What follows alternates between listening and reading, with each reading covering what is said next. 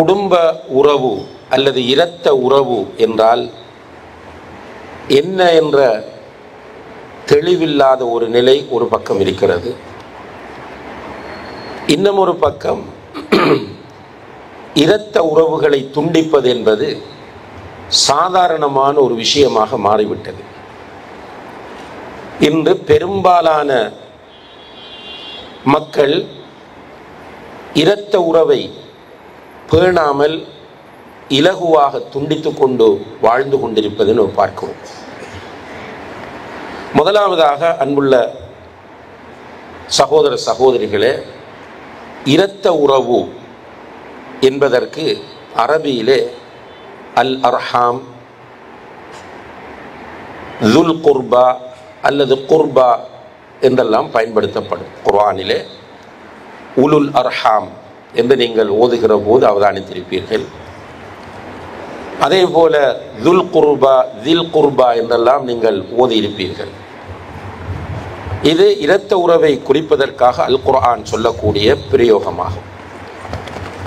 இதனுடைய ஒருமை வார்த்தை அர்ஹாம் என்பது பன்மை, இதனுடைய ஒருமை என்பது ரஹீம் என்பதாகும்.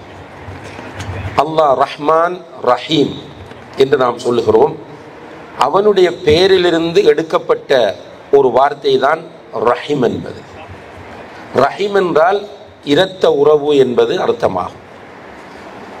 இரத்த உறவு யார் என்பதை பொறுத்தவரையில் அறிஞர்கள் மத்தியிலே அதை டிஃபைன் பண்ணுவதிலே, வரையறை செய்வதிலே சில கருத்து வேறுபாடுகள் இருந்தாலும்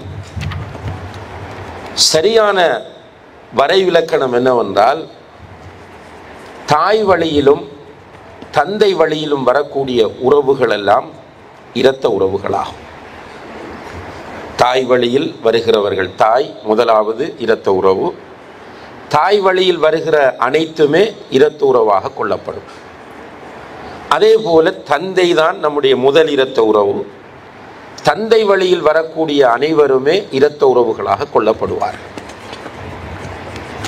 அப்போ தாய் வழியில் தாய், தாயினுடைய தாய், அதற்கு மேல் இருந்தால் அவர்கள், தாயோடு உடன் பிறந்தவர்கள், அது ஆண்கள் பெண்களாக இருக்கலாம், அவர்களுடைய பிள்ளைகள் என்று அப்படி நீண்டு கொண்டே செல்லும். அதே போல தந்தை, தந்தையினுடைய பெற்றோர், தந்தையோடு கூட பிறந்தவர்கள், அவர்களுடைய பிள்ளைகள் என்று அந்த லிஸ்டும் நீண்டு கொண்டே செல்லும். இதிலே மிக முக்கியமான ஒன்று என்னவென்றால், கணவன் ஒரு இரத்த உறவு அல்லாத ஒருவராக இருந்து, கணவன் தன்னுடைய இரத்த உறவை சார்ந்த ஒருவர் அல்ல, ஒரு தூரத்து உறவுக்காரர் அல்லது அறிமுகம் இல்லாத ஒரு அஜ்னபி, அந்த அடிப்படையில் அவரை திருமணம் செய்தால் கணவனுடைய பெற்றோரோ கணவனுடைய உடன்பிறப்புகளோ மனைவிக்கு இரத்த உறவு கிடையாது. அதுபோலதான் மனைவியும் ஒரு இரத்த உறவை சேர்ந்த ஒருவராக இல்லாவிட்டால் மனைவியுடைய பெற்றோரோ மனைவியுடைய உடன்பிறப்புகளோ கணவனுக்கு இரத்த உறவும் கிடையாது. இந்த வரைவிலக்கணத்தை நாம் தெளிவாக புரிந்து கொள்ள வேண்டும். அன்புள்ள சகோதர சகோதரிகளே, அல்ஹம்துலில்லாஹ், இங்கே இந்த மாநாட்டிலே கலந்து கொள்ள வேண்டும், இங்கே சொல்லப்படக்கூடிய செய்திகளை கேட்க வேண்டும், வாழ்க்கையில் நடைமுறைப்படுத்த வேண்டும் என்கிற ஆர்வத்தோடு நீங்கள் வருகை தந்திருக்கிறீர்கள். அல்லாஹ் உங்களுக்கு அருள் புரிய வேண்டும். நிறைவான நன்மைகளையும் கூலிகளையும் அல்லாஹ் தர வேண்டும் என்று நாங்கள் எல்லோரும் உங்களுக்காக துஆ செய்கிறோம். இங்கே வருகை தந்திருப்பவர்கள் எப்படியான மனநிலையோடு உள்ளவர்கள் என்றால், நான் மார்க்கத்தோடு வாழ வேண்டும், மார்க்க பற்றோடு இருக்க வேண்டும், ஒரு முஸ்லிமாகவே நான் மூத்தாக வேண்டும், கபரில் நிம்மதியாக உறங்க வேண்டும், நான் மஹ்ஷரிலே அல்லாஹுடைய அரிசின் கீழ் நிழல் பெற வேண்டும், ரப்புல் ஆலமீன் அவனுடைய நீதிமன்றத்தில் என்னை நிறுத்தி விசாரிக்கிற போது நான் அதற்கு பதில் சொல்ல வேண்டும், சிராத் என்ற அந்த பயங்கரமான பாலத்தை நான் எப்படியோ கடந்து சுவர்க்கத்திற்கு நான் போய்விட வேண்டும் என்கிற மனநிலையோடு இருப்பவர்கள் தான் இங்கே வந்திருப்பவர்கள். இன்ஷா அல்லாஹ் நம்மிடத்திலேயே, இந்த மனநிலை உள்ளவர்களிடத்திலேயே இஸ்லாத்தை பின்பற்றுதல் என்கிற விஷயத்தில் பூரணமான தெளிவு இல்லாமல் இருக்கிறது என்றால், வெறுமனே பொருளாதாரமும் உலகமும் தான் வாழ்க்கை என்று நினைத்து கொண்டிருக்கிற மக்கள் இஸ்லாத்தை பற்றி என்ன நிலைப்பாட்டில் இருப்பார்கள்? எதற்காக இதை சொல்லுகிறேன் என்றால், இவ்வாறு மார்க்க நிகழ்ச்சிகளில் கவனம் செலுத்துகிற, ஆர்வம் காட்டுகிற நிறைய பேர் இஸ்லாத்தின் ஒரு சில பகுதிகளுக்கு மிக கூடுதல் முக்கியத்துவம் தருவார்கள். சில விஷயங்கள் அவர்கள் கண்டுகொள்வதே இல்லை. அதில் ஒன்றுதான் இந்த இரத்த உறவை பேணுவது என்பது. இரத்த உறவை பேணுவது என்பது ஒரு சாதாரணமான கடமை அல்ல, அல்லது ஒரு அஹ்லாக்கோடு சம்பந்தப்பட்ட விஷயமும் அல்ல. அல் குர்ஆனில் பல இடங்களிலே மிக கடுமையாக வலியுறுத்தப்பட்ட விஷயம். இரத்த உறவை நாம் பேணி நடக்க வேண்டும் என்பது அல் குர்ஆனில் மிக கடுமையாக வலியுறுத்தப்பட்டிருக்கிறது. அல்லாஹு தஆலா நல்லடியார்களை பற்றி சொல்லுகிற போது அவர்கள் இரத்த உறவை பேணி நடப்பார்கள் என்பதை அவர்களுடைய அடையாளமாக சொல்லுகிறார். இரத்த உறவை முறிப்பது, இரத்த உறவை துண்டிப்பது என்பதை பற்றி பேசுகிற போது அவர்கள் நஷ்டவாளிகள் என்று சொல்கிறார். இரத்த உறவை துண்டித்து வாழுகிறவர்கள் நஷ்டவாளிகள்.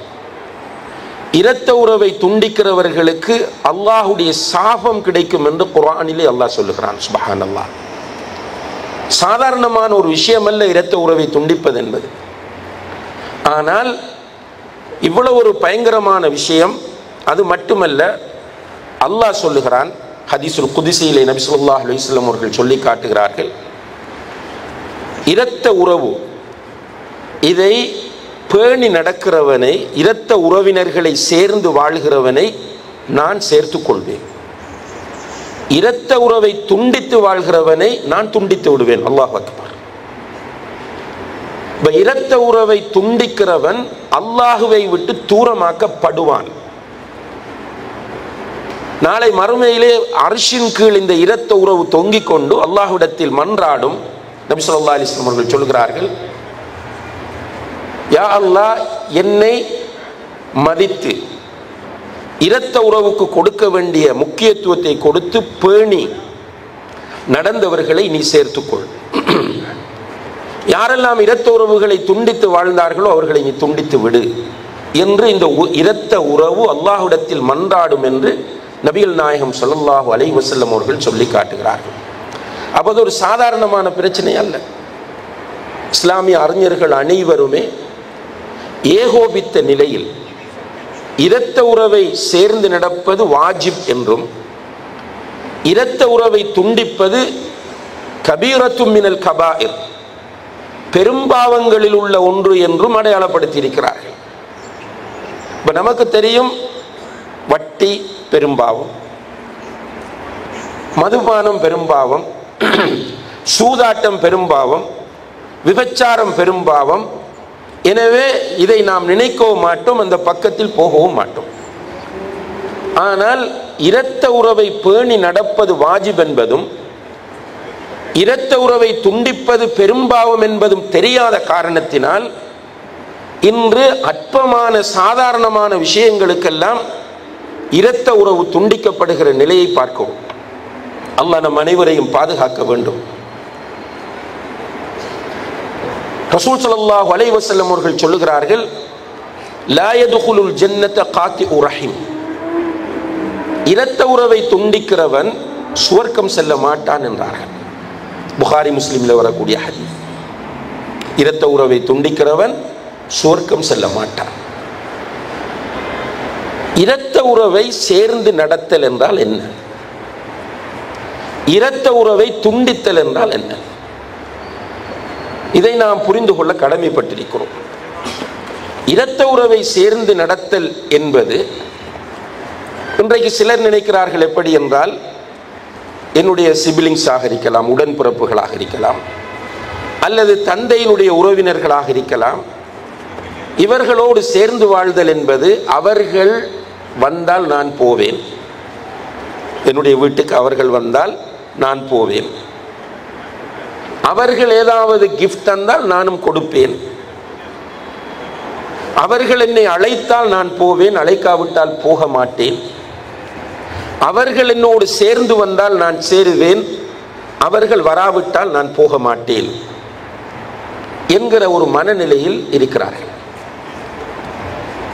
நபி ஸல்லல்லாஹு அலைஹி வஸல்லம் அவர்கள் சொன்னார்கள், லைஸல் வாசிலு பில் முகாஃபி, லைஸல் வாசிலு பில் முகாஃபி.